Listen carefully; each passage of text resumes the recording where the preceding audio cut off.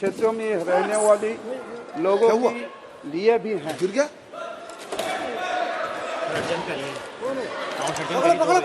सभा की कार्यवाही 2 बजे तक के लिए स्थगित की जाती है। সংসদ ভবনে আতঙ্ক, অধিবেশন চলার মাঝেই লোকসভার গ্যালারি থেকে চেম্বারের ভিতর ঝাঁপিয়ে পড়লেন দুই অজ্ঞাত পরিচয় যুবক।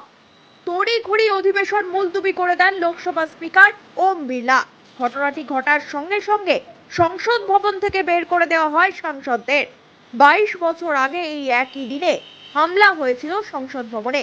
এবার সেই হামলার দিনেই ঘটল এহেন ঘটনা। বুধবারের এই ঘটনা ঘটার পর সংসদের নিরাপত্তা নিয়ে বড় সড় প্রশ্ন উঠে গিয়েছে।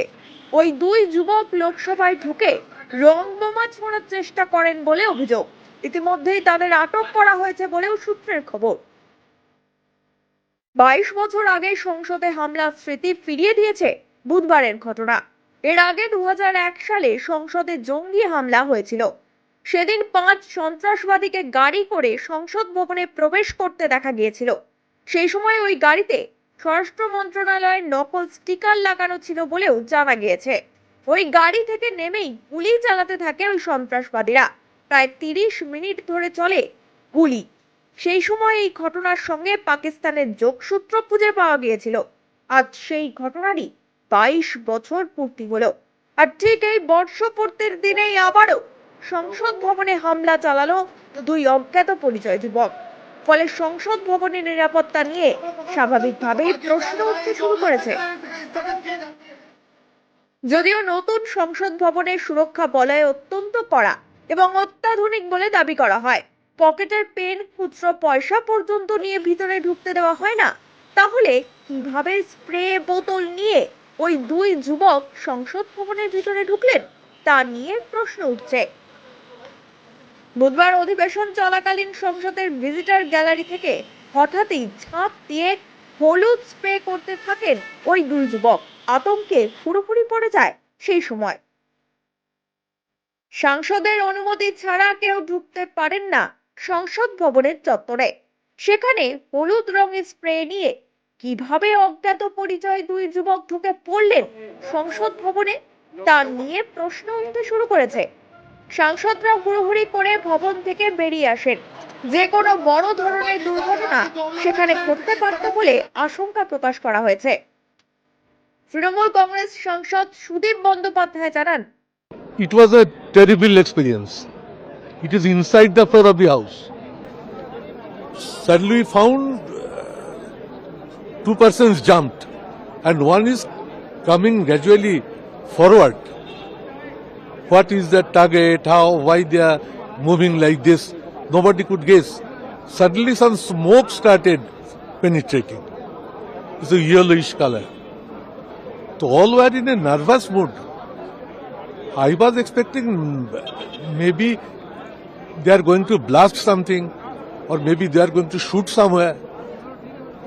But ultimately all left the house.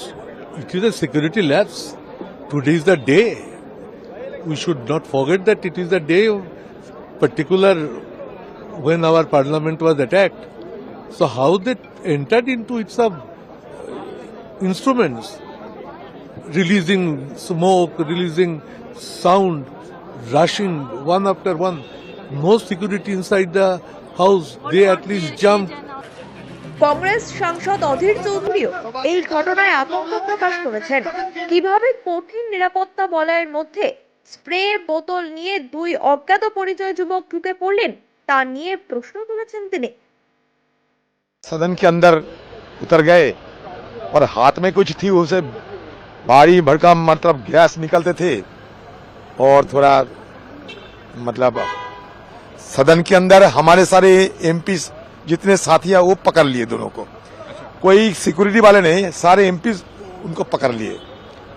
तो उसके बाद सिक्योरिटी फोर्स भी उनको बाहर निकल गए थे, निकाले। बाकी तो 2 बजे तक सदन अभी बंद है, एडजर्नमेंट कर दिए गए हैं।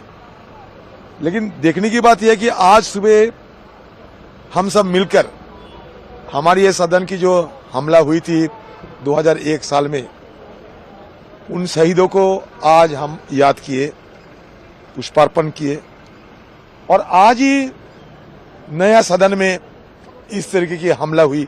हमला मतलब जो भी हो, लेकिन ये तो मुझे लगता है कि चूक तो है कहीं ना कहीं।